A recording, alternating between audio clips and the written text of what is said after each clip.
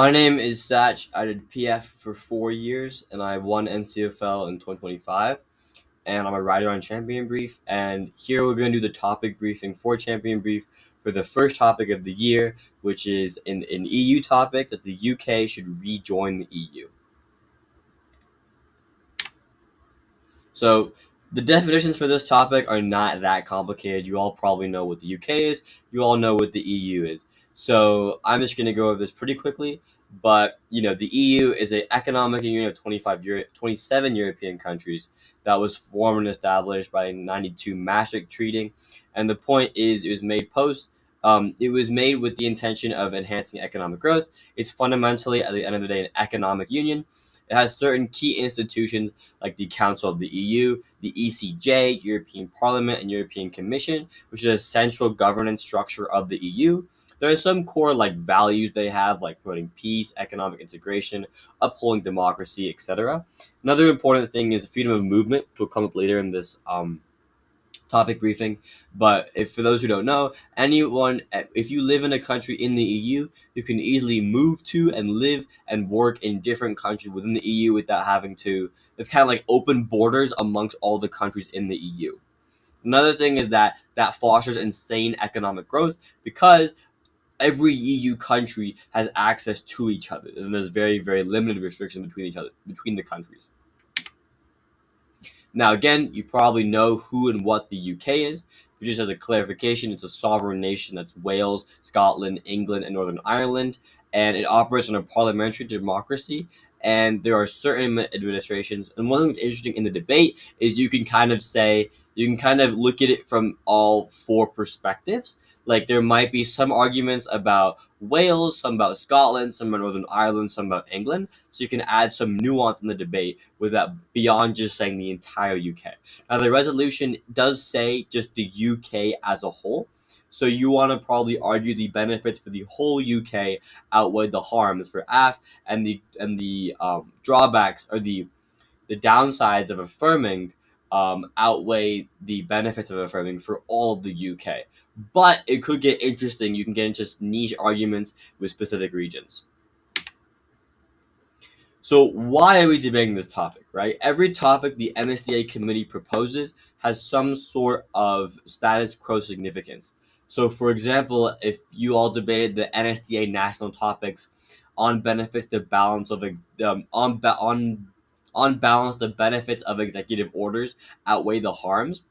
That topic was important for the status quo because as the presidencies continued, more and more and more presidents were using executive orders, so they were becoming more culturally and socially important for the U.S.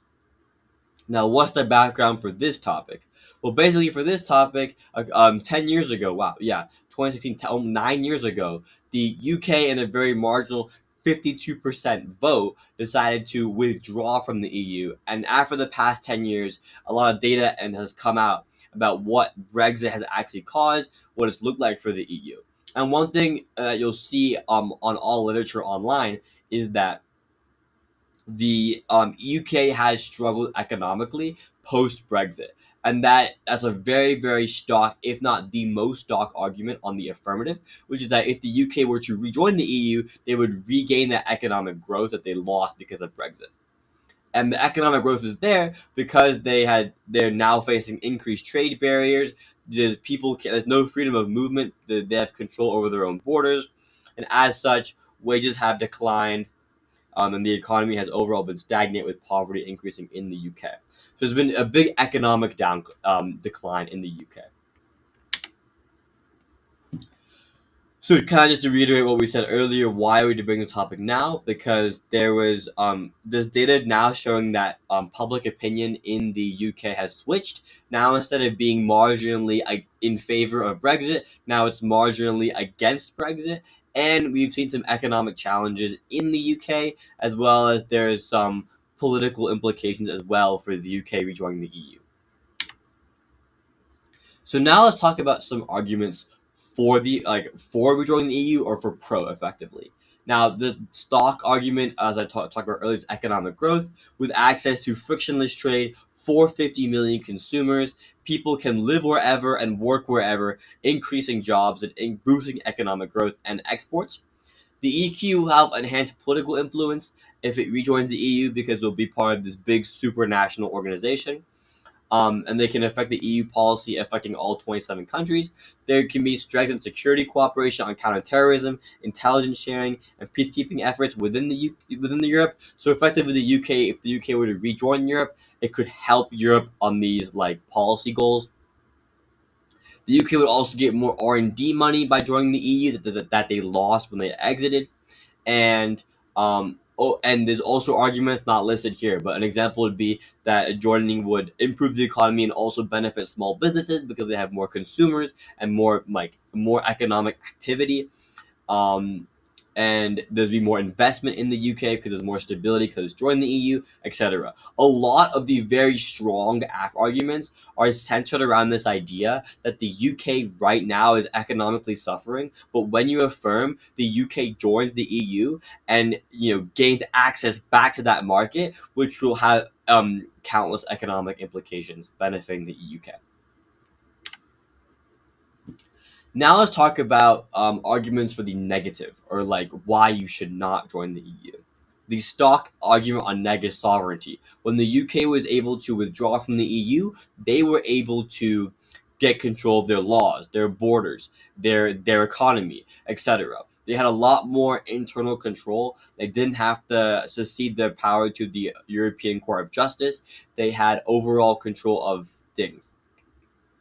But the important thing for the implication and the analysis to the way you're going to win this argument in a round is that you must implicate it to a specific policy. That's why if you look at the fourth argument of climate progress, this is an example of taking that sovereignty and having a link. The climate progress is that right now the UK is ahead on climate change compared to the EU, and rejoining the EU would harm that because the UK would be now attached to the inefficient bureaucracy of the EU that can't do anything, and the UK would lose its sovereignty to control its policy on climate change.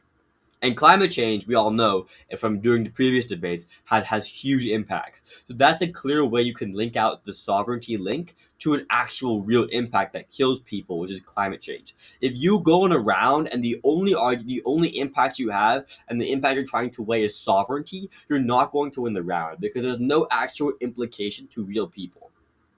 Ignore this third argument about freedom of movement. That was an AF argument that I highly put here.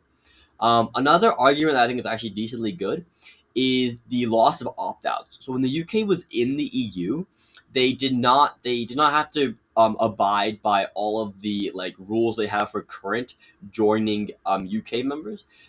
All the UK members now, except for Denmark and when the UK was in the UK, except for the UK and Denmark, every other country had to adopt the euro. And now, if a country joins the EU, they have to adopt the euro. So there's evidence online and in the literature which says that if the UK were to rejoin the EU, they would not have the same opt-outs as they had before, and there'd be more strict rules, and hence that the UK would have to adopt the euro. And that has some economic implications as well as like political stability implications because the having their own currency of the pound is a big like national pride thing in the UK. So you can link out that if the UK were to get rid of the euro, if the UK was to get rid of the pound and adopt the euro, there would be like some political instability in the UK.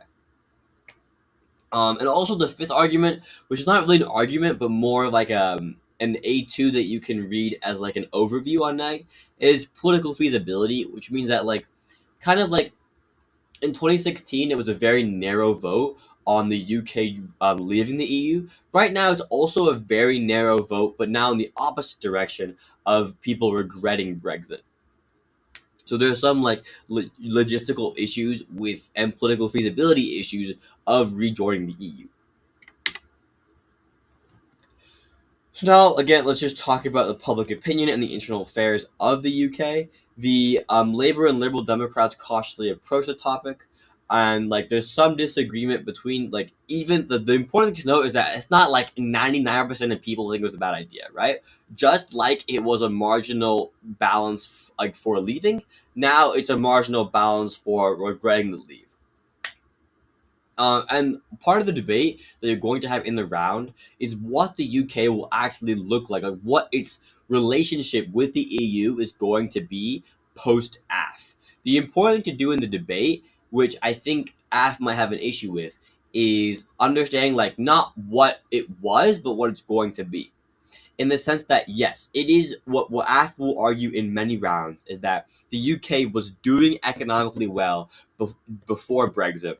After Brexit, it's doing economically poor, and logically, then, if the UK joined the EU, it would gain X, Y, and Z. They would have freedom of movement. There would be more trade and increased economic growth. But I think the way that Neg should approach this is not by trying to refute the benefits the UK had in the past, but refute what the UK would actually have in the future. The Neg should bring up that insofar as the Neg can prove that the UK joining the EU right now would cause issues, then you should negate. So if there are certain restrictions in the new relationship, if the new relationship is going to be significantly worse than it was before, then you should negate, right? So don't that is definitely what AF is going to do. AF is going to point to the past and explain how in the past there was economic growth and warrants it out. But Neg needs to a strategy Neg can take in the round is explaining how if the UK were to rejoin the EU, it would not be on the same terms, it'd be much, much worse, and it would lead to a bunch of negative outcomes. Here is some data, some big numbers having to do with the situation with the UK and the EU. All of these effectively paint the picture that the UK has economically declined and stagnated since they've left the EU. The majority of people regret Brexit, and there's tax revenue lost because of leaving the EU, and basically just negative economic implications of leaving the EU. So the conclusions. Let's talk about the weighing analysis. I think one strategy Neg can take here is use the sovereignty argument and link it out to. You can link it into your opponent's impacts, right? See, if the UK cannot control its own borders, its own laws, its own policy, that means when a recession happens or when something bad happens, they cannot control their own policy to fix for it. That's kind of the economic implication of adopting the euro, right? If they were to adopt the euro, lose sovereignty over their own monetary currency, then there's only one central bank. There's the ECB, the European Central Bank, which is what controls the EU. But it controls the EU not specifically for the UK's interests. So maybe the UK needs to do something with its monetary policy, and the EU does the opposite, and that would cause the situation in the UK to worsen.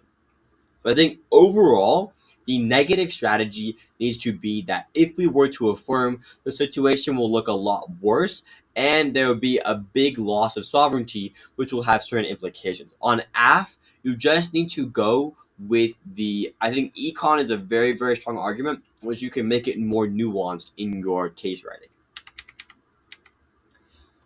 And yeah, that is the topic reading for the UK topic. I think it's a very simple topic. I think it's a good topic to start this year out, and prepare novices for future years. So good luck to you all in your tournaments, and on this topic for the next 2 months.